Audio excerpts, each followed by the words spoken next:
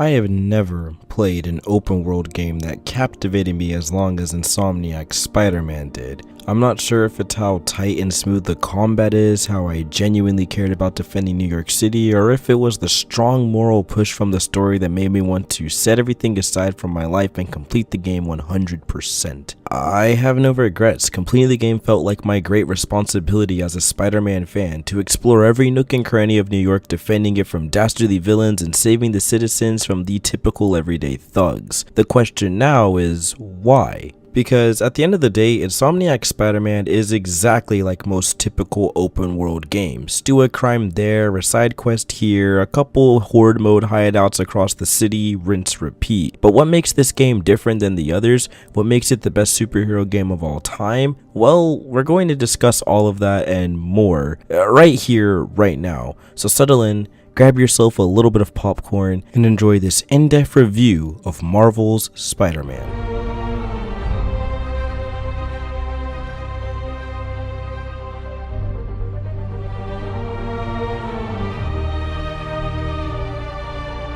The story was going to be my biggest worry with Marvel's Spider-Man, as Insomniac as a game developer, their stories never really have captured me other than, say, the original Ratchet & Clank trilogy. Thankfully, Spider-Man definitely hits it out of the park. Without spoiling anything, I just want to say shoutouts to Insomniac for finally getting me to like Mary Jane as a character in the medium other than the comics. She's a calm, collected character who gets stuff done, but of course ends up getting in situations that are a bit too much for her, causing Spider-Man to help out from time to time. Mary Jane's and Peter Parker's relationship is pretty realistic and never feels annoying or forced. And Miles' plotline was effective and really well told, and it's a great introduction to his first time in a video game medium. I love how they play up Miles' tech side, and I'm glad to see his character get a considerable amount of growth, and he plays pretty effectively into the story as well. I really like the villains' motivations as well. Although some of them could use a bit more fleshing out on the story department, the main villains all had their own personal reasons to why they wanted to team up and take down a certain individual,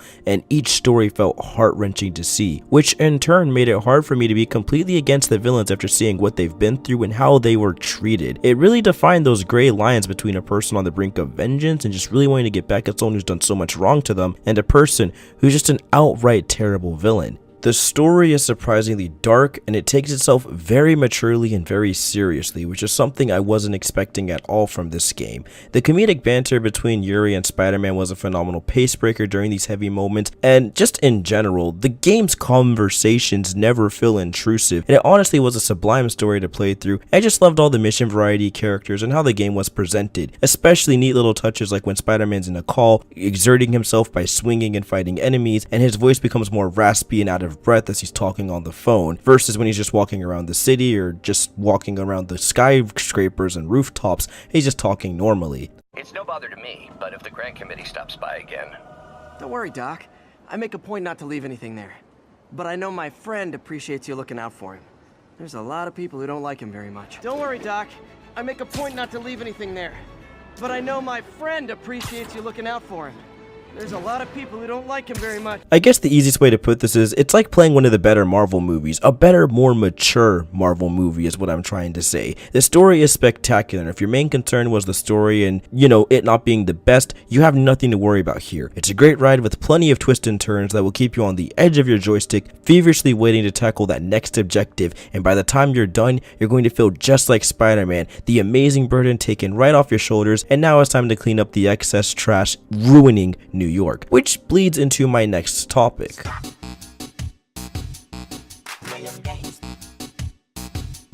The combat is thankfully not just another Arkham clone. It's something that I was kind of worried about the game being, where you're just pressing the counter button a whole bunch and just going into big crowds of enemies, mashing counter, mashing the strike button, rinse, repeat. But thankfully, the game harkens back to the games like Spider-Man 2, where you're more dodging and weaving through enemy just clusters and going through and wondering when to use your webs, when to time things, what gadgets are best for which opponent, and it just makes the game feel so rewarding. And I am going to explain why exactly I feel that way. First things first, the hand-to-hand combat is phenomenal. Each animation feels geniusly crafted and truly plays with Spider-Man's abilities. Contact actions like dodging against a wall and diving off of said wall into a crowd of enemies, pushing everyone back and continuing a combo string is electrifying. I also love how the game punishes players who might want to mash the dodge button and use it as a constant runaway mechanic rather than using it sparingly and when you actually need to dodge. When you're panicking with the dodge button, you quickly realize that Spider-Man is boastful. He takes a lot of time to do his flips and landing, and it's almost like a taunt to your adversaries. So when you start timing your dodges, weaving in and out of clusters of criminals, and start using and combining your gadgets, the game goes from a typical brawler where you're mashing square a whole bunch and dodging and weaving every once in a while to an intuitive, complex crowd control simulator. And that's not to mention the variety in suit mods and suit powers. These modifications and powers give Spider-Man a unique set of perks, you know, things like the Iron Spider arms for his Iron Spider as a suit power, or for your suit mod, things like using your finishers to gain bonus gadget ammo. Each suit has its own power, and you can mix and match both suit mods and powers no matter what suit you're rocking, which is a nice touch. This opens up even more combat possibilities. Do you want a playstyle that rewards you constantly with resupplying gadget ammo? Maybe you want to play a game really tanky and have constant health regeneration upgrades. Maybe you want to be a glass cannon and put all your suit mods into buffing your attacks. This allows me to segue into the next part of combat combinations and how much it truly affects the game. The easiest way to explain what I'm talking about is just to show you an encounter played out with me using my gadgets and suit mods to the fullest extent. Yes, it's a little bit lengthy, but I feel like this will perfectly encapsulate what I'm talking about on how deep the combat can get and how addicting and fun it becomes. Take a look.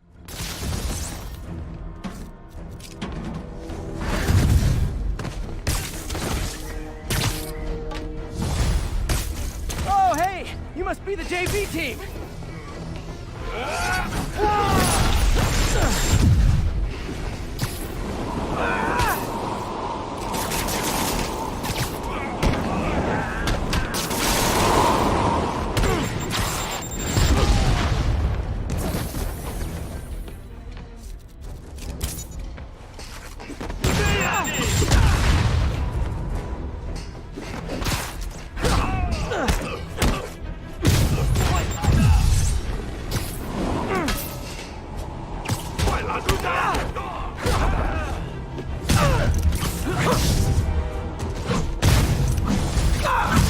Time for a shift change, huh? Good, because these other guys, not impressing me.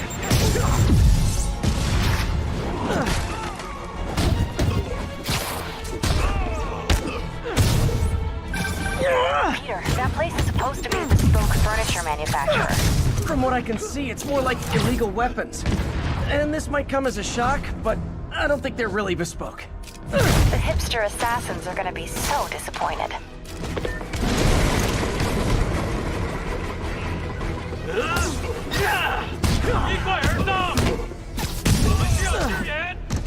It's not that I'm not glad to see more of you. It's... oh no, wait!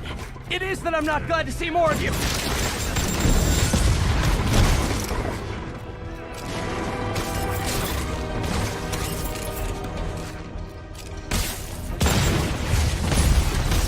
More demons! I don't suppose we can settle this with some fruit pies!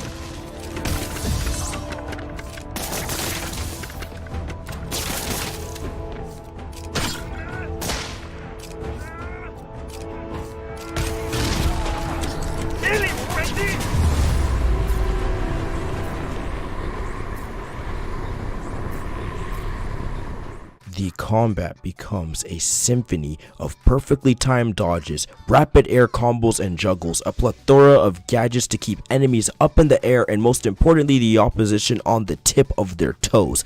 It is simply addicting and never got repetitive for me. I also love how there is no counter button in the game, only a dodge system, allowing you yourself to decide how to punish the aggressor. Throw a web ball to tie everyone up, electrocute them right afterwards, pick off the thugs one by one. Use this downtime to pinpoint and tear down the tankier enemies thanks to your gadget and crowd control. The diversity goes on and on from there. It offers so many unique combat scenarios, and the context sensitive actions only add more flavor to the combat. Stuff like when to use webbing to pin enemies to the wall or the floor, or pulling an electrified baddie straight from the floor only to slam them back on the ground, causing a huge electric shockwave. What I'm getting at is there is a ton of variety to combat rather than mashing square and mashing circle.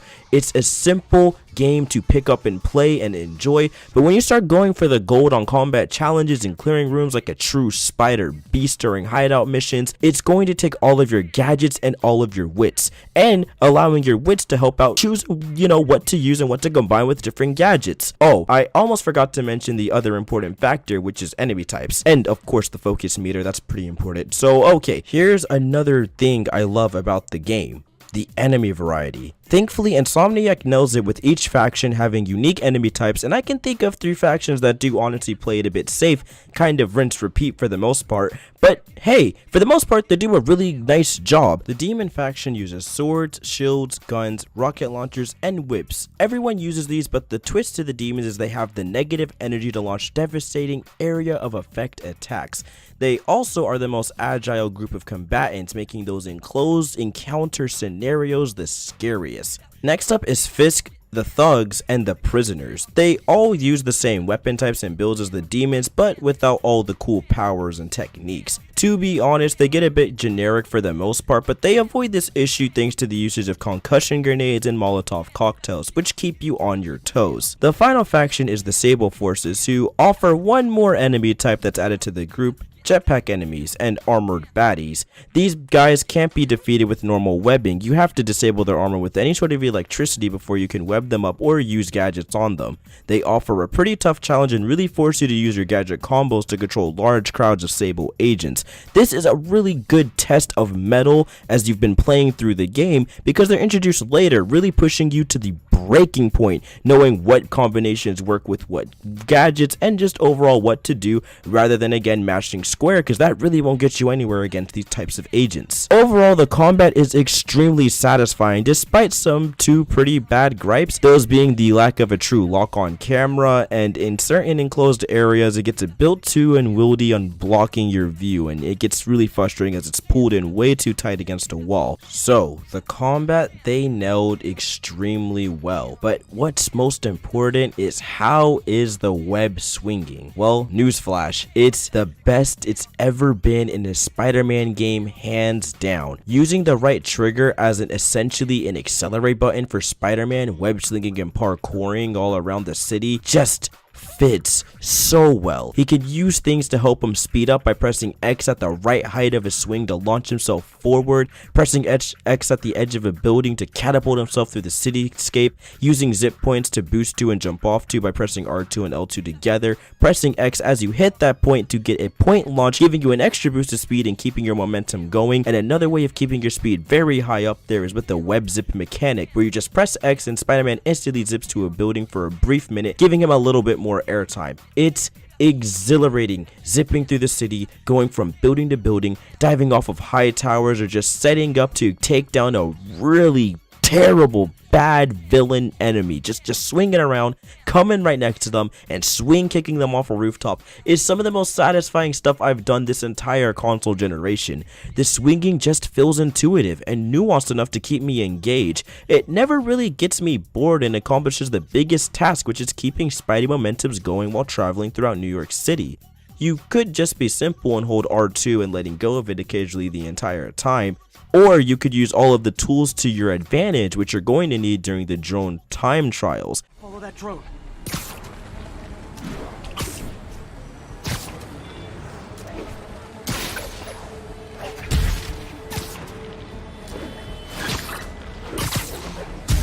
down.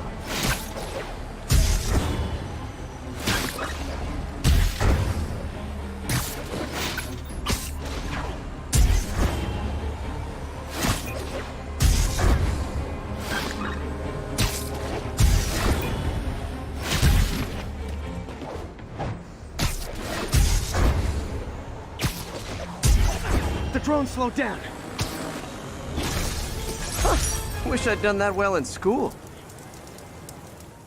Web zipping, zip pointing, all of it just works in tangent with each other, and it just feels addicting to go through New York. Spider-Man's core gameplay is simply refined to a T. It is the most memorable gameplay I've played this entire year. It takes that typical kind of character action genre and adds a Ratchet & Clank twist that just makes it addicting thanks to the gadget system. I love how refined and perfected and just so perfectly they encapsulate the web swinging in this game. Zipping from point to point, getting to point A to B is just satisfying. I never really wanted to use the fast travel feature.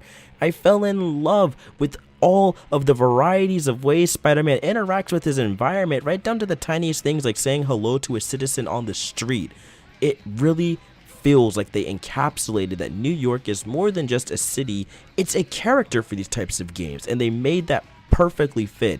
And that being said, perfectly ties into how Spider-Man plays in this game. His combat and animations is flashy and cocky. He's been doing this for up to 6 to 7 years at this point in the game, so he's not afraid to show off a little bit and showboat during combat, and it definitely shows off. I love everything about the gameplay in this game, and it just feels so refined. But with that all being said, as we get into the presentation of the game, I unfortunately do have a couple of issues I want to address, so let's get straight into those.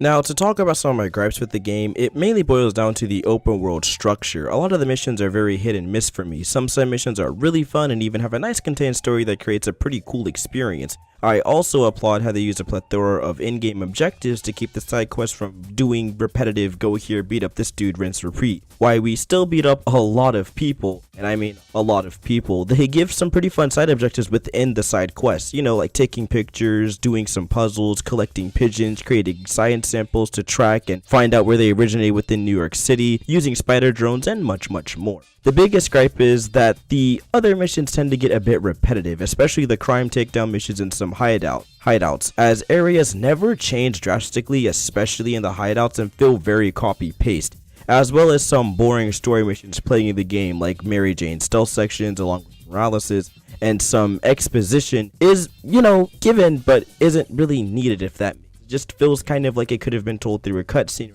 really boring and dull stealths. Some side quests were pretty fun. The Oscorp stations and actual blue side quests are pretty great and offer some really nice mission variety. And lastly, the challenge trials aren't too bad. Drone racing, combat challenges, and stealth challenges really reward the player for using all of their skills in each scenario in an effort to reach the gold ranks especially. Unlocking all the suit mods and suit costumes is basically essential to 100% the game. I love how diverse each challenge area was and how it never felt confined to one typical bland arena. I wish the outposts would follow suit with the variety in arenas, but they only have a handful of them that feel quite distinct from the others. Oh, and the mini story behind the guy setting up the challenges is a really nice incentive to complete all of them, even if it's just a bronze ring. And well, it's just a nice little story they told it, you know, throughout all the types of missions you do. I guess what I'm trying to say is my gripe with the game is it gets really repetitive at points, specifically if you're going for 100%, as I gained in a matter of 3 days. The game does get a bit of a grind fest as you do a lot of crimes that pop up just revolve around beating up 10 to 12 guys and rinse repeating, although some crimes offer some good variety like tracking down bombs and tracking down hostages in the trunk of a car, chasing stolen vehicles, you know, the typical New York crimes, nothing too crazy going on here. The downside is the game's RNG usually only generates the assault cases, which is just go here, beat up the bad guy, stop the crime, and rinse repeat and move on. I also really don't like how after you complete the 5 factions main crimes, games, you just kind of get the same crimes by the thugs in each district of the city over and over and over again. I get the whole point is you're clearing them out, but after beating 5 of those missions, you really kind of want more variety as you're exploring the town, and you will never get it with the regular thugs, which can get super frustrating. I think I've had one instance where it'll generate something other than an assault case, and it didn't even last that long because by then I'm so overpowered. But hey, any variety would be nice. I'm not sure if it's an algorithm glitch or whatever it may be, but just something to look out for after you clear a district. If you're wondering why it's only thugs and just assault cases, well, there's your answer why. The game just doesn't generate any other type of crime to take down. The sad part is, despite it being held back by the typical Sony, or in all honesty, open world formula of go here, unlock this tower, do this, do that, I can't help but enjoy it because of the core gameplay. The combat is way too fun to pass up, and the web slinging experience is something I can't help but get wrapped up in, and it just kind of leads into the repetitive nature of not only Spider-Man but the game itself. It feels like after you beat the game, or even as you're playing through the game, you're just going through a normal Spider-Man day of life. You know, especially with certain side quests changing the time of day and so on and so forth. Collecting book bags, doing missions to gain tokens and gaining new suits and unlocking new gear, all of it is great fun. And even doing the crimes from here to there. It just really creates an enjoyable Spider-Man experience. The gameplay is single-handedly what saves all these other kind of lackluster aspects of the game, and that's what makes Insomniac Spider-Man at the end of the day really fun. Because gameplay is the most important when it boils down to things. If your gameplay is really great, I feel like you can get away with some of the repetitive natures of the quest and side quest and even the crimes and things that happen. Plus, again, it just fits so well with Spider-Man's kind of narrative here that he's still just a typical superhero, so at the end of the day, I really don't mind. I mean, he's no Avenger, he's just your friendly neighborhood Spider-Man. So despite the repetition, I'm going to let it slide because the presentation and gameplay is just that A1. And speaking of presentation, let's get right into that. What can I say about the presentation? Graphically, the game is absolutely euphoric. New York is a beautiful, bustling city full of life, and the game captures that perfectly. Times Square feels alive and well. The buildings are even full of life with reflective maps showing other buildings in the distance, or shows rooms inside as Spider-Man is crawling around the surface. The attention to detail is staggering, and Insomniac knocked it out of the ballpark with this game's graphical fidelity. I never experienced any drop frames, even the most hectic moments, and the game did a really good job keeping its frame rate of 30 FPS on the base PS4. To be honest, the biggest downside with the presentation is just the music, and even then, it's not even that it's forgettable, it's just that it only really works for this game. It's something like a movie score. I remember it as I'm watching the movie, and it fits for the movie, but nothing that I could really take with me, and just feels a bit too generic and typical for this type of game. I would have preferred some more fun music during combat or web swinging, but hey, I guess that's what turning on the Yo Music playlist as I'm swinging around New York City is for. Marvel's Spider-Man nails the presentation to a T. The question is now, how is the game overall? When you wrap everything into a bow, what is the game truly like? This game really gives me everything I've ever wanted in a Spider-Man experience. Sure, some of the suits are a little bit lackluster or just a bit too weird for my taste, and yeah, the game can get pretty buggy at times with enemies clipping into containers and the sort, and prior to the most recent update, I faced a ton of crashes. And yes, all of those instances were frustrating, but gosh darn it, I couldn't help but fall in love with this game. The story is surprisingly strong and well told, the combat is downright addicting and never gets old, pulling off a satisfying gadget combo is just so solid, the overall gameplay is too much fun, side missions are such an amusing time seek I can't help but fall in love with all the tiny objectives and things they've given in this game. And with DLC on its way that doesn't look too intrusive or like it'll cost much or just anything to inferior on the game or feel like it's padded content that should have been in there at launch, it just feels like some fun post content that definitely deserves the DLC trademark. Marvel's Spider-Man is easily my game of 2018, and with most of my frustrations like the crashes being patched out and New Game Plus on its way, there's only more fun to be had here in New York City. The suits are really well designed, the combat is absolutely addicting even during the ginormous mob fights, the suit perks and powers feel rewarding to craft, and you see a significant increase in your gameplay as you level up and earn more points to add to your skill tree, and it just feels natural. Again, all of that is well and good, but nothing nails this game down more than how perfectly it captures being the friendly neighborhood Spider-Man. It made me care when I played as Peter Parker. I wanted to help clean up New York's sewage system, plug in the water towers with my webs, etc. Yes, it's mundane task for sure, but it's what Peter Parker would do because at the end of the day, he is a local friendly neighborhood Spider-Man, and this game captures that perfectly. The game is now my new apex for superhero simulators, and it easily slides its way into a contender of Game of the Year for me. If you haven't had the chance to pick up Marvel Spider-Man, I implore you to give this game an honest shot, as it's one of the best games I've played this entire console generation. Thank you all for watching this video. If you guys like content like this, then I highly recommend checking out my breakdown videos and other reviews. I am Young Falcon. Thank you all for coming to this channel and watching my content. Please leave a like, comment, and subscribe down below, and please share your review and or stories with Spider-Man for the PS4, as I'm very curious to see how other people feel about this game. With that all being said, I'm signing out. I hope you guys all have a wonderful day. Peace.